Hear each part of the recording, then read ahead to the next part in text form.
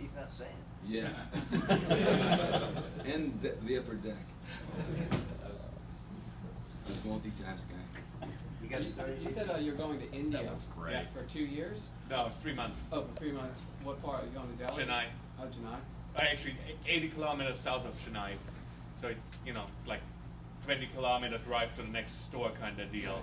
Right. Other than the gated community I'm in, that's surrounded by garbage and cows.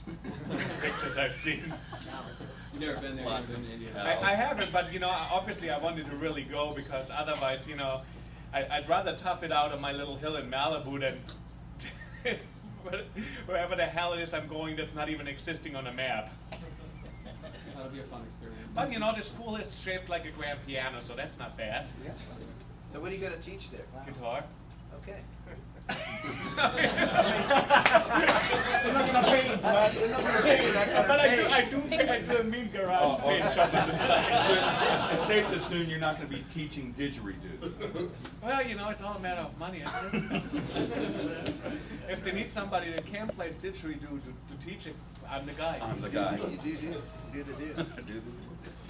So you had a story, JP? Did Well, you yeah, say? gigs come anyway, any sort of way. Now, pardon my English, I'm trying to make myself understood here. But I mean, I've got gigs in many different ways. I'll just give you one and make you laugh. I was fortunate to play in a really, really good band here from LA called Cecilia Noel and the Wild Clams. I don't know if you guys know these guys. You know Cecilia? You guys know Cecilia? I do. Okay, well, right? Okay, in the band, in any given gig, it would be Jimmy Earl on bass, Dave Weckl on drums, or the drummer from Chicago, or Bissonette, or Jeff Babco on keyboards, Cheche from Christina Aguilera, the Tonight Orchestra, horn section, just kick-ass musicians on this stage, right? And really, really good music, good arrangement, the whole thing. 16-piece band with the guys from Santana on percussion, so Joey Redia on timbales, so good musicians. And me and so then everybody else in the audience would, we would see this band. I was a fan of the band. I said, I want to go play with these guys, man. I want to get this gig. And so how did I get the gig, right? Now, Cecilia Noel is a really strange human being. Sort of one of those genius-like persons that very difficult to talk to and not normal. Extremely talented and space cadet kind of person. So you go there and you tell her, Cecilia, you go there and say, listen, I just finished playing with the Pope or something. And she don't give a shit, man. You can fucking impress this chick, right? So I go, how do I get a gig with this chick, with this band, right? I want to go play with all those guys. Which, by the way, once I did get the gig with the band, and I got to be friends with Joey Redia, Marco Mendoza, Weckl, and those guys, all bunch of other gigs, developed from there. And this is how I got the gig, man. I go meet the girl, hey, Cecilia, I'm a fan. Once, twice, 3, 4 times. I get the vibe that she doesn't acknowledge who this guy is, right? So I say, okay. So then I bring my resume, I play with Lita Ford and, with the Pope and whatever, right? And I give it to the guitar player, Toshi, and go, Toshi, if you ever need a sub, remember my name, no phone calls, whatever. So somehow I get hold of Cecilia's fax number. At the time, we're still faxing stuff. So I now start faxing Cecilia Noel. My name is JP, I play guitar, I love your show, blah, blah, blah, blah. Love to play with you. If you ever need a sub, call me. 1 time, 2, 3, 4, 5. No response, right? So now I go, well, I got nothing to lose here, right? So I start going out with my fax. I go, Cecilia, JP, I'll play with you for free. I'll play with you in your living room, just for fun, on top of a Taco Bell, room. I don't give a shit, man. But just reminding you that I play guitar and I know your songs. Okay. I mean, I think I did this probably for 4 months, you guys. 4 months, right? My last email was like this. My last fax was, Cecilia, JP again. Just came back from my doctor. Now I have a problem. It's a health issue here. Not that I want to play with you, I have to play with you. So I'm going like this, right? So of course nothing, right? But one day, I get this phone call. She was booked at the Key Club, and this is the phone call, right? Hello, is this JP? Say, yeah. This is Cecilia. Do you know how to play fucking guitar, man? Say, yeah. Key Club, Friday night. Do not fuck up one note because I'll fire you on the spot. That's how I got the gig with this chick, man. You know what I mean? I got the gig, and then from there I got a bunch of other gigs. And I remember her making fun of me because every time I ask her, hey, how did you get JP in the band? They say, the fucking guy stalked me. So either I was going to be scared of this guy or just put him in the fucking band. So that's one way to get a gig. You're tenacious, man. Yeah, man. How'd He you get is. in with Buddy Miles? Unbelievable, man. How'd you get in with Buddy Miles? Well, Buddy, I was a big fan, and immigrant to Canada, Toronto, man. Canadian citizen. I gave up my Italian citizenship. I'm Canadian. Really? Fuck, I love Canada, man. I love that. Toronto, yeah. Anyway, so I went to this club where Buddy was playing, and you know, just like I did with Cecilia, I guess it's part of my personality. I'd rather go for it than not go for it, right? So, you know, Buddy was playing, and I go to Buddy, and at the time I was a kid, man, I knew every single lick from Hendrix and, you know, Crossroad, Clapton, you know, when you're young, you know all this shit, right? So I go to Buddy, and I tend to talk to him. I go, Buddy, I play guitar. You know, like this, right? So I'm talking to Buddy, I say, I played left-handed, no Hendrix songs. And then Buddy looked at me and said, hey man, cool, you play lefty? Yeah, and I play guitar without changing the strings. I'm lefty without reversing the strings. So very unusual.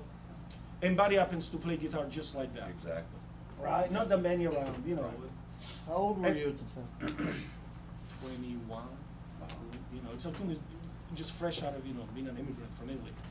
So Buddy said, hey JP, come and see me tomorrow at my hotel. Bring your guitar, because he was playing 2 nights. So I went to visit him there. I had to take somebody to translate for me, my cousin. So I grabbed the guitar and I started playing guitar, and he invited me to jam with him the same night. He said, come up and we'll play Red House. So that's what I did, man. I went on stage and he saw me. He said, JP, I'm going back to LA. I'm putting a new band together, blah, blah, blah, blah. I got this guy. I say, I want you to be in a band and record the album. And he flew me here, man. And I've been here ever since. Awesome. Good I'll story. work with you. Good story. Everybody? He played on my last record. I hired him. I said, I want you to sing this song I wrote. And he goes, okay, $1,000 and a catfish dinner. I was true to my word, gave him $1,000 and a catfish dinner, and he wanted one more. So I gave him 2 catfish dinners. True story. Yeah, He Buddy was a character. Buddy was a character. Yes. Good Buddy was. God. I stories that I don't even believe them, and I was there, man. You know, so yeah.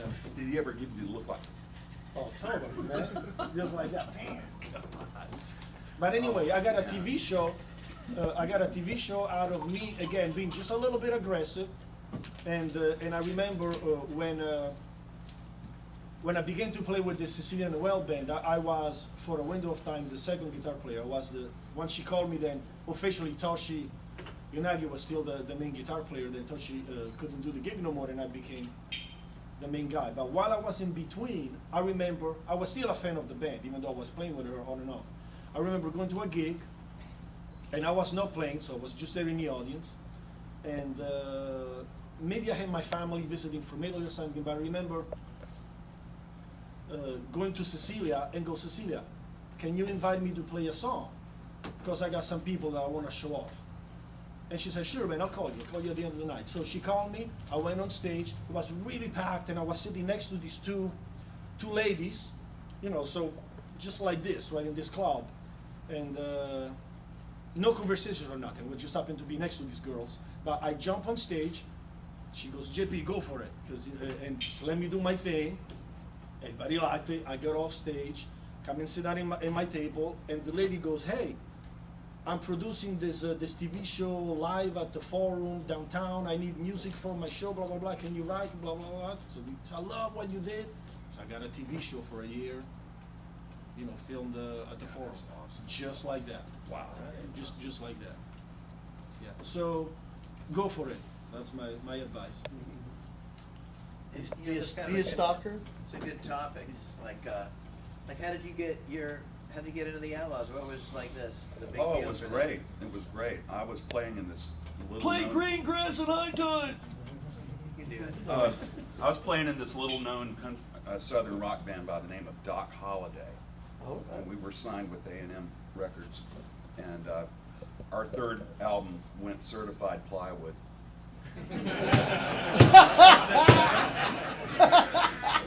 The records never left the loading dock at the plant. It was awful. And I found out that Huey Thomason, through his old publisher, Alan Walden, who was Phil Walden's brother, who owned Capricorn Records. This is in Macon, Georgia. And Alan was a friend of mine. He was also my publisher. And he said, Huey's looking for another guitar player because he just fired Henry Paul and his guitar player's going with him. So it was just a phone call. And so I had 3 days to bone up on everything Outlaws. That's why I was so interested to find out how Josh prepares for it, because I was freaking out. This was the band that I listened to most when I was in high school. And like 10 years later, I'm playing in the band. It was like, you know, they're not the biggest band in the world, but they were big to me. It was pretty awesome. But man, I was frightened. And they were known to go through guitar players like toilet paper. So I knew I had to be on my P's and Q's and really bone down and learn the stuff. And I wasn't doing too well on the first gig, you know, because I wasn't used to singing and having to play all these parts. But I was getting through it okay. But what really impressed Huey was that we did Ghost Riders, and I did a slide guitar solo on it instead of the normal solo. I just said, go for broke, take a chance, get out there in the deep water, see what you can do. And it blew his fucking mind. He goes, dude, that was awesome. You're hired, you know. And I was like, oh God, thank God, because I had to pay the rent. You know, I was behind on my car payment. You know, I wasn't making any money with the other band. I think the last gig I played with Doc Holliday, I made $15. That's a good beer money. $15. I couldn't even pay my bar tab. So, Gives you an AMD. you know, it was just a luck of the draw. You know, phone call, and just having to work really hard to you know, learn the material and get out there and give it your best effort.